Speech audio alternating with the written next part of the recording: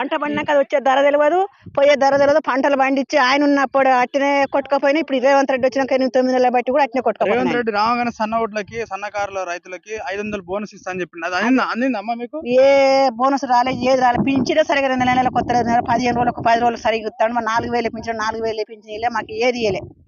ఒక 2,000 కూడా రావట్లేదు మీ సక్కగా. 2,000 కూడా నెల నాడు వస్తూనే లేవు. ఆ 10 తారీఖు 15వ తారీఖు ఒక్క నెల వచ్చినాయి మంచి కరెక్ట్ నెల నాడు. ఒక అట్లా ఇప్పుడు మళ్ళీ 14 కేసీఆర్ మంచిగా అనిపించిందా, రేవంత్ రెడ్డి మంచిగా అనిపిస్తా ఉన్నాడా? ఎవరు మంచిగా అనిపిస్తారు, ఆయన చేసినప్పుడు ఆయన మంచి అని చెప్పిన కానీ ఈ వచ్చిన కంచి అధ్వానం అయిపోయింది. ఆగంలో ఉన్నారా? ఆగమే ఉన్నది, ఏం లేదు. కేసీఆర్ ఉన్నప్పుడు సన్న బియ్యం వచ్చేదా, దొడ్డు బియ్యం వచ్చేదా? సన్న బియ్యం వచ్చేది, దొడ్డు బియ్యం వచ్చేది. ఇప్పుడు ఆ బియ్యం వస్తలేవు, దొడ్డు బియ్యం వస్తలేవు. ఈ బియ్యం కూడా తక్కువనే వస్తాడు. 40 కిలోలు ఇస్తలేడు. అన్ని మానేసిండు. మాకు భూమి లేదు, జాగలేదు. మా ఆయన పచ్చవతం వచ్చింది. ఇక గిట్నే రెక్కలు కొట్టుకొని గిట్నే బతాను.